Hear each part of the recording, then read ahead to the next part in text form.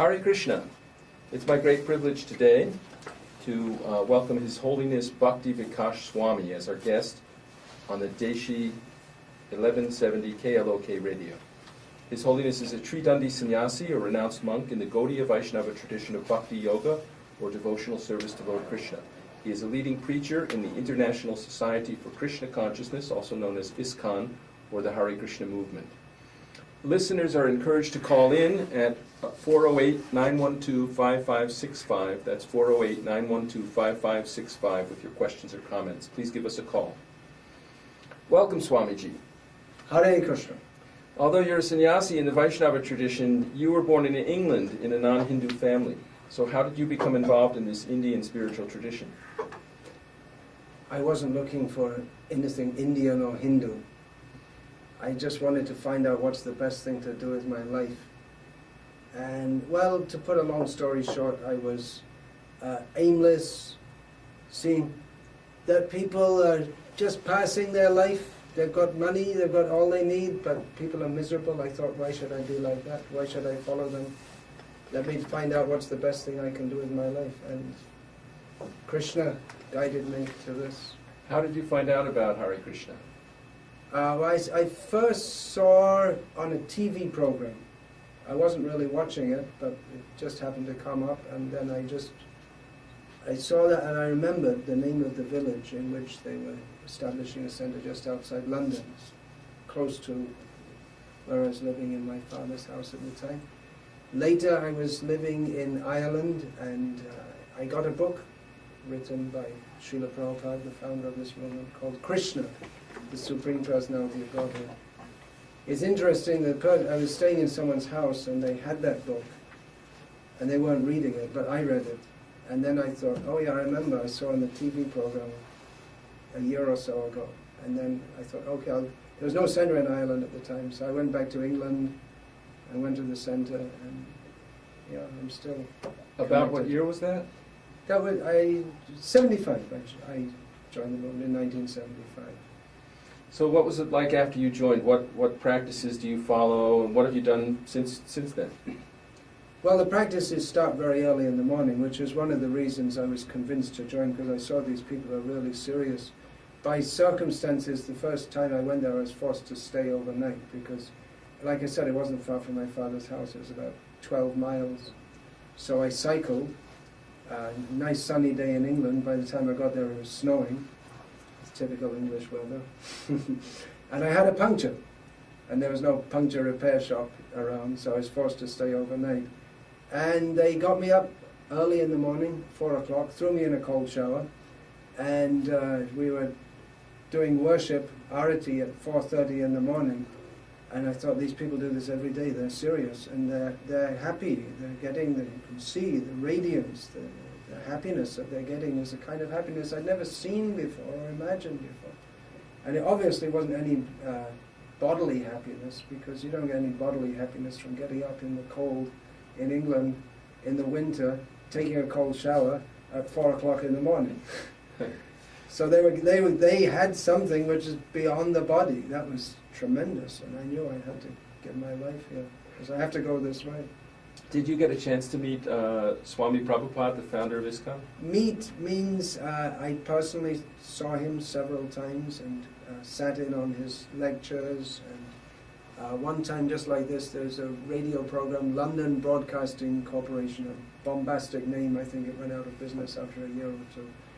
But I was there. There was a very interesting exchange. And once I was personally along with Srila Prabhupada when he gave me Gayatri mantras. And so I didn't have that much direct personal interaction with him, no. So what did this initiation into Gayatri Mantra and Maha Mantra entail? Well, the most important thing is the initiation into the Maha Mantra. Maha Mantra means the great chanting for deliverance. It's Hare Krishna, Krishna Krishna, Hare Hare, Hare Rama, Rama Rama, Hare Hare. So we are enjoined, or we vow to chant this mantra on beads, one string of beads, 108 beads, and we have to chant at least 16 times around every day, which takes about 2 hours. It's mantra meditation and also to follow the principles of no meat eating, no gambling, no illicit sex, which means that sex is allowed within marriage only for procreation, and no intoxication. So it's a serious commitment for serious people. It's not your, lollipop spiritualism. We've seen people also chanting Hare Krishna with musical instruments out on city streets. What is that all about? That's about bringing the gift of Krishna to everyone. Let people hear Krishna's name. They'll be purified by that. And let people have a taste of real spiritual happiness. The devotees taste spiritual happiness by chanting the names of Krishna. And many people think it's strange, but many people can appreciate that there's something really joyful here, and they like to find out more about it. So it's a method of propagation. I was told a few years ago that someone had taken, one of our devotees took a course in public relations, or what do they call it now? They changed communications. There are all kinds of euphemistic names. So he, or maybe she, had gone not dressed as in traditional devotional dress, and in the course of the course, the teacher gave the example of the Hare Krishna movement. That what great publicity! It's unique. It's open. It's very much out in the open. It attracts people's attention. He said this is great method of publicity. He just gave that as an example of great communications. How about that? So you joined in 1975. That's something like 37 years ago. What have you been doing since then? I've been chanting Hare Krishna, Hare Krishna, Krishna Krishna, Hare Hare, Hare Rama, Hare Rama, Rama Rama, Hare Hare. Studying these scriptures, the Bhagavad Gita, Srimad Bhagavatam. And physically, I've been engaged in the teaching of this spiritual culture since 1977 in India and neighboring countries. India, Bangladesh, Burma, Thailand, Malaysia. From 79 to 89 I was in Burma, Thailand and these countries, and then from 89 based in India again. What was it like trying to spread Krishna consciousness in countries like Burma and Thailand, which are Buddhist countries? Well, I didn't. In Burma, we were only allowed to go for 1 week at a time at that time. And I was mostly meeting with Hindus. I didn't have much interaction with Buddhists. In Thailand, people are receptive. They're in as much respectful to monks, we can say, but not very receptive to a spiritual message. The country is, that's a big discussion.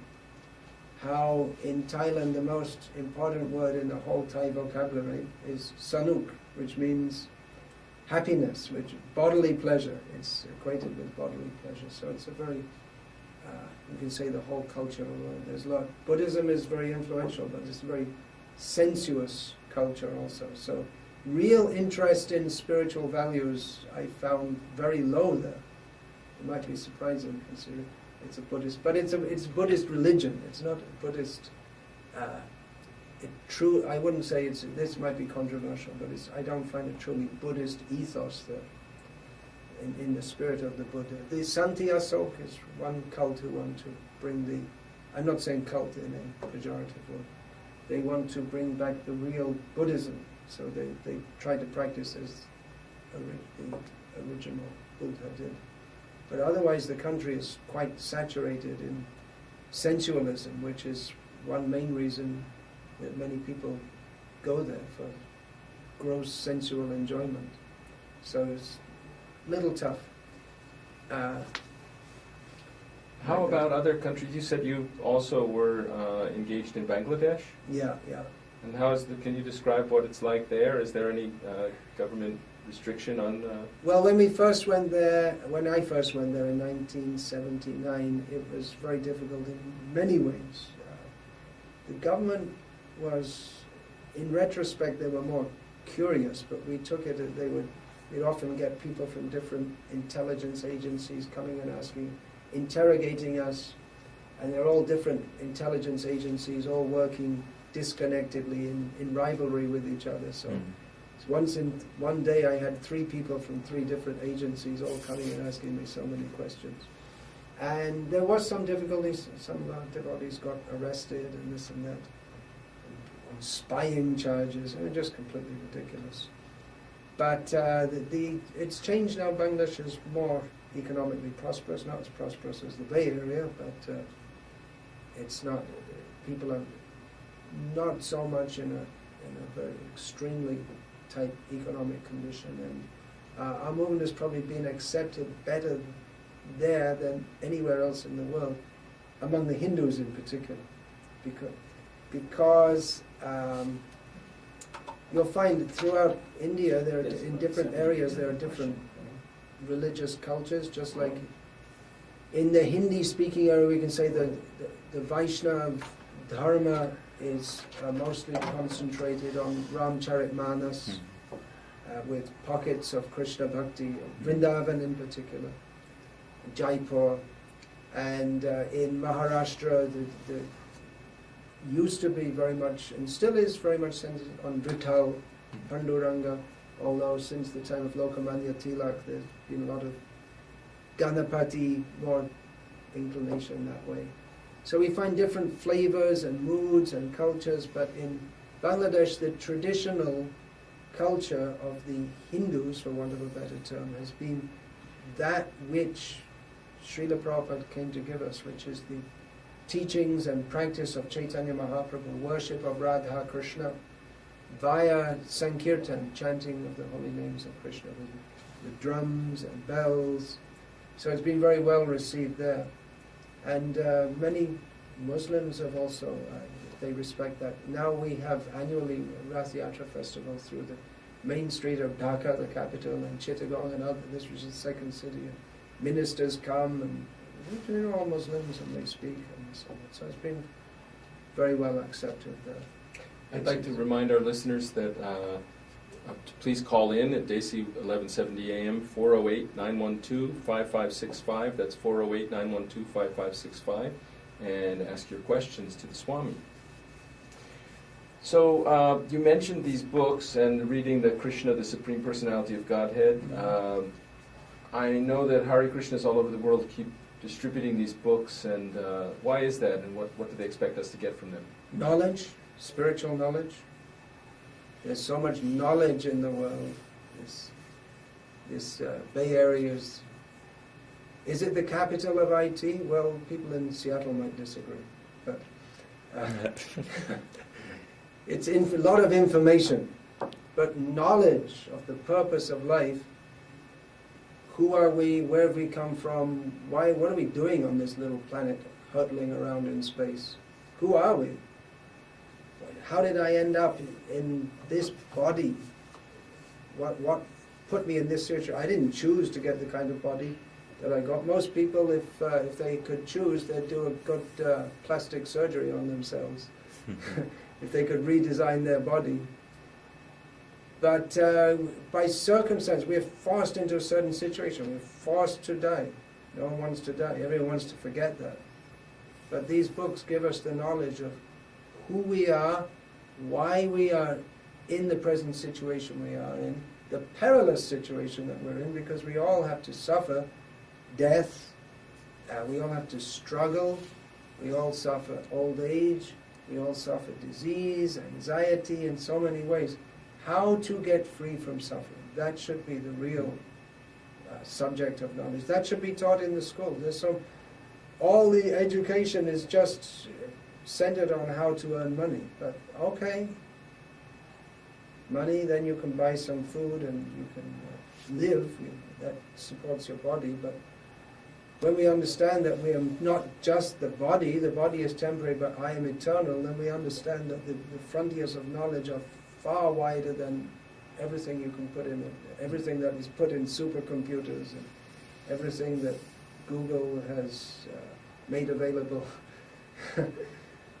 Well, there are so many scriptures in the world, Bible, Quran, even many different Sanskrit, Vedic scriptures. Which ones do the Hare Krishna movement most recommend? Well, there is a difference. I mean, scripture is a generic term, but generally in what we call the Abrahamic religions, that's Christianity, Islam, Judaism, we're asked just, here's the scripture, believe it. But we find in Bhagavad Gita, it's quite a different approach, because Krishna wants to convince Arjuna of the facts of spiritual knowledge, and then Arjuna has to choose. Arjuna has to imbibe this knowledge, understand it, and act on that principle. So it's a completely different approach. In one of them, we're practically asked to turn off our intelligence and just believe, which was a problem for me, because as a kid, because I thought, see, my mother's from an Irish Catholic background, and as everyone knows, Northern Ireland. So there, I don't know what they teach now, but it used to be taught on one side of the street in the school. They teach, if you don't believe in the Virgin Mary, you go to hell. And on the other side of the street, if you do, you go to hell. So, you know, there's no intelligent way to understand. Or like if someone say you believe in Jesus or you go to hell, and someone else says no, you have to Islam, and you believe this and you go to hell. So there's no intelligent way to understand. It's just based on faith, and it seems like a gamble. But in Bhagavad Gita, Krishna, he asks us to understand what is the nature of the soul, and he explains what is the difference between the soul and the body, how the soul is eternal, how we have an eternal subordinate relationship with the Supreme Personality of Godhead, who is himself. So it's a very, very different approach. So yeah, I would recommend, nowadays the world is highly cosmopolitan, so people, they choose a university or they choose a course, and they're very careful about the food they eat, they're careful about who they marry. So we should try to use some intelligent, we make an intelligent decision. So the most important thing of all is what scripture should we try to understand? What scripture should we follow? We should apply some intelligence and not be carried away by hype or charisma or fear. Scripture means that God is communicating with us on an intelligent platform. Scriptures are not for animals. They don't have enough intelligence. Only humans have intelligence. So the best scriptures are those which awaken our intelligence. Of course, by intelligence alone we cannot understand God.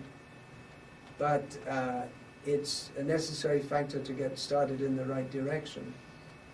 Does Krishna recommend in the Bhagavad Gita that we should chant Hare Krishna the way you do in the Hare Krishna movement? Yes. Krishna says, Satatam kirtayanto mang yatantascha jurabhataha namasyantascha mang bhaktan nityayukta upasate. Krishna, describing the Mahatmas, in the previous verse to this, he has described the Mahatmas. Mahatmas are persons, Krishna says, Mahatmanas tumang parata daiving prakritim ashritaha. Persons who have taken shelter in his divine energy. So he describes that the symptom of them, he describes, they are always engaged in kirtan, always chanting about me. So Satatam Kirtayantam, engaged in devotional service, always engaged in devotional service. They offer obeisance to me in devotion, and in this way they're always active in serving Krishna. So yes, it's mentioned in Bhagavad Gita, and that's elaborated upon in Srimad Bhagavatam and other major canonical works. Once again, I remind our listeners, please call in with your questions, 408-912-5565. If you have any questions for the Swami, it would be nice if you could call. You mentioned Srimad Bhagavatam, and you also mentioned the book Krishna, the Supreme Personality of Godhead. Could you say something about that and what attracted you to that? Well, Krishna, the Supreme Personality of Godhead, is Srila Prabhupada's English prose rendition of the 10th canto of the Srimad Bhagavatam. Yeah, the Srimad Bhagavatam opens with, if I was to discuss the first verse, then You would run out of time. Desi Radio doesn't have enough time for that. But I can recommend, read it yourself. The first verse, the very, even just one or two words, the first two words, Janmadyasya yataha. The absolute truth is that from which everything emanates, in which everything rests, and into which everything ultimately enters. That's the meaning of those, encapsulated in those short words. So there's so much discussion of the nature of the Supreme, which is called therein within the Srimad Bhagavad Tattva Vijnanam. It is scientific knowledge of the nature of the Supreme Person. We do have a caller on the line. Please state your name and where you're calling from and ask your question. Hi, I'm Raja calling from San Jose. Hare Krishna Raja. Hare. I would like to know how relevant all these Vedas and scriptures from the East are in the present society, in the modern world, and what is the right age to inquire into all these spiritual matters? Relevance in the modern world is as relevant as ever. It never becomes irrelevant because the Vedic scriptures, they deal with subjects which are transcendental to time. Just like in Bhagavad Gita, Krishna says, Janma Mrityu Jara Vyadhi Dukkha Dosham Darshanam. One symptom of genuine knowledge is to always observe that this world is smitten by the miseries of birth, death, old age, and disease. So nowadays we have so many modern technological, what are called advancements, but still people have to suffer birth, death, old age, and disease. It's a problem which no amount of technology is ever going to solve. I mean, medicine is supposed to solve different diseases, but I don't see that the hospitals are going out of business. There's more and more being built all the time. So these are perennial problems, and the Vedas give eternal solutions to these problems. The caller's other question was what age? What age should we take to this? As soon as the consciousness awakens for it, which as soon as possible. Often children are very much more spiritually alert than the adults, and the adults get all messed up by having their brains filled with all kinds of irrelevant information. But often children are very alert and ask good questions that their parents can't answer. Like, why are we here? What are we doing here? Kaumara acharet pragyo dharman bhagavataneha durlabham manusham janna tadapya dhruvamartatam. In Srimad Bhagavatam, it's stated that from the very beginning of life, as soon as one is cognizant, one should, one who is actually intelligent, should try to understand all these subject matters. What is the nature of God? What is my relationship with God?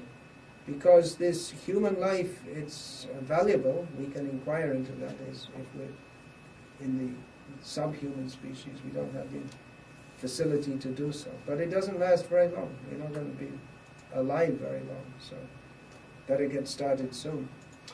Well, I'm afraid that's all the time we have. I want to thank you very much, Swamiji, for joining us, and I found it a very interesting and enlightening presentation. I've been asked to make a couple of announcements about ISKCON, and there is an ISKCON temple in San Jose at 951 South Bascom Avenue, where it has been located for the past 7 years. But ISKCON of Silicon Valley has purchased a new building in Mountain View that will be open early next year. They're working on a renovation project. You can visit www.virtualtemple.org or www.iscon.org is a general website that can help you find. There's more than 500 ISKCON temples all over the world, and you can find one near you. There's also an ISKCON temple in Berkeley, For those of you who are going to attend the Independence Day Parade in Fremont on Saturday and Sunday, ISKCON Berkeley will be holding a Rath Yatra of Lord Jagannath there, and ISKCON Silicon Valley also requests everyone to visit their booth there. And we thank you all very much for listening, and hope that you chant Hare Krishna.